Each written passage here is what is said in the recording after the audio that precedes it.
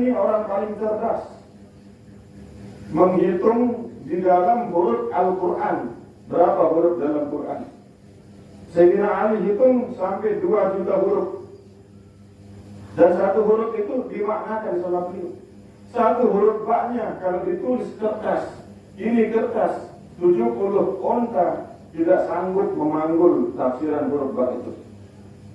Ya ampun, alhamdulillah rabbil alamin. Huruf baknya punya makna, punya ilmu, punya kebesaran Allah.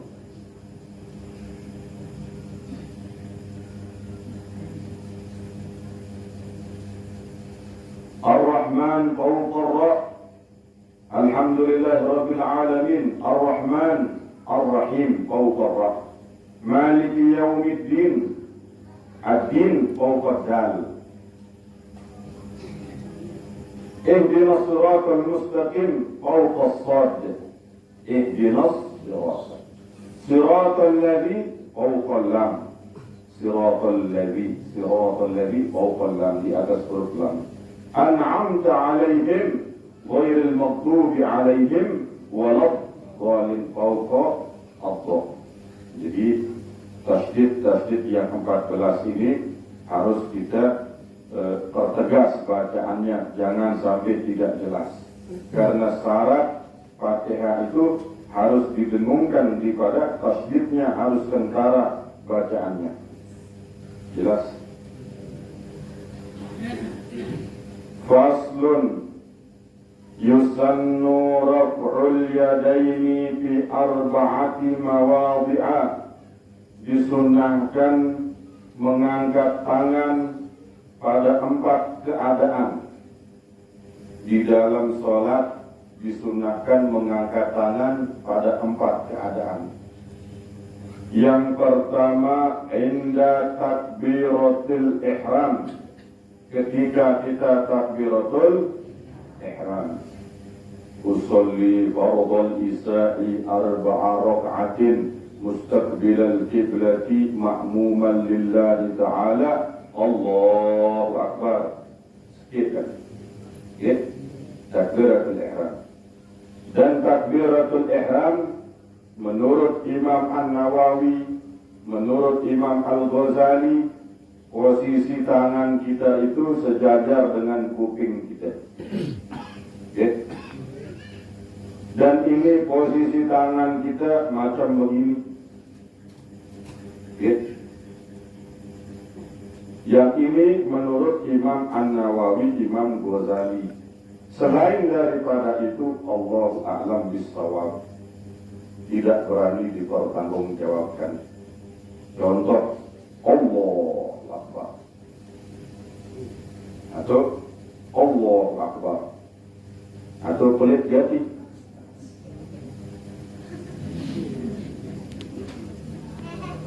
Duit marah ini. Duit. Marah ini.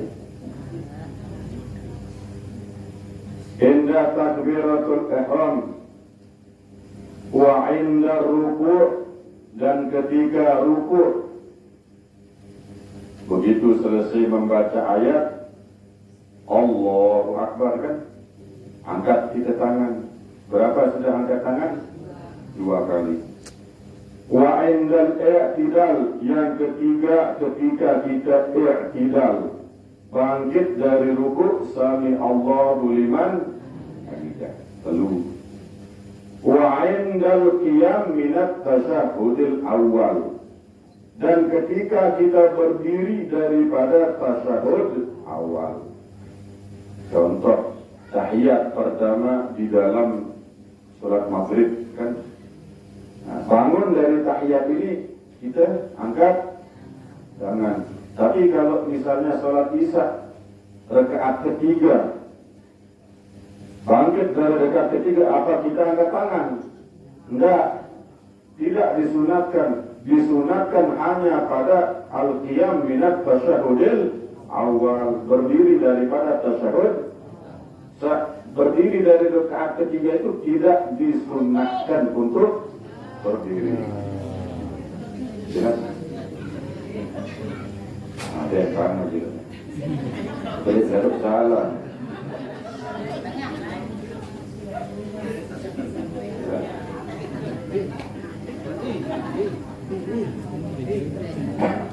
Mudi ya bongkar doang kebangkitan nih, Mudi tahu.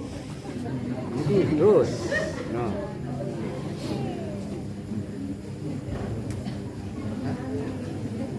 Jelas sedikit. Lanjut ya. Lanjut terus kita. Faslun syurutus sujudi sab'atun. Syarat-syarat sah sujud ada 7. An yasjuda ala sab'ati a'dha'in. Yang pertama sujud di atas 7 anggota badan. 7 anggota badan. Yang pertama al-jabhatu. Ya. Nabi ini. Wakaf. Tidak. Yang kedua dan ketiga butunul kafaini. Perut jari kita. Kalau ini tidak menyentuh tanah, tidak sah. Sujud di atas 7 anggota badan ini, gigi darah terkadu, gigi kalau sujud, tidak sah. Ya. Warukbatani. Nabi lutut. Sujud di atas 2 lutut. Warukbatani wa butunu asabi'ar rijlaini. Dan perut-perut jari-jari kaki-kaki kita. Ya. Jika tidak di atas 7 anggota ini, maka tidak sah. Tidak sah. Jelas. Yang kedua, wa antakuna jabhatahu maksyubatan. Keningnya itu harus terbuka. Tidak boleh tertutup. Mana nama dahi? Min mana bitis'ar, dari tumbuhnya rambut. Nabi kadu ini kiamat telepon. Munduran sedikit. Biar ini yang bersentuh kepada tanah tidak tertutup. Tertutupkah sama rambut atau tertutup sama anak telepon? Harus kelihatan. Ya. Bisa. Misalnya rambut atau anak telepon. Nabi ya, anak telepon Rizki Tagor. Kesait tuan jahitan ini negeri kita.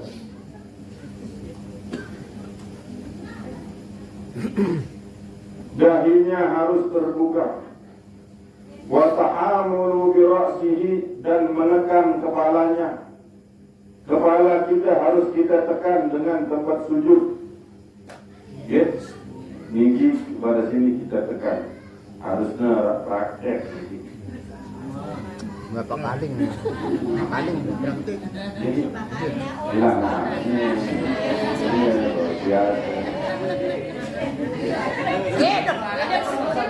Tuh Anda. Sujud. Galakan ini duluan. Nah, depan. Dempangnya duluan. Otaknya duluan. Dahi kepada hidung ditekan. Ya. Wa ta'amulu bi ra'sihi, ditekannya kepalanya. Banyak sedikit.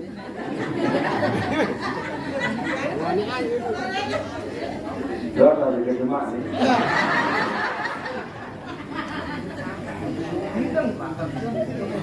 Ya. Dia hitam.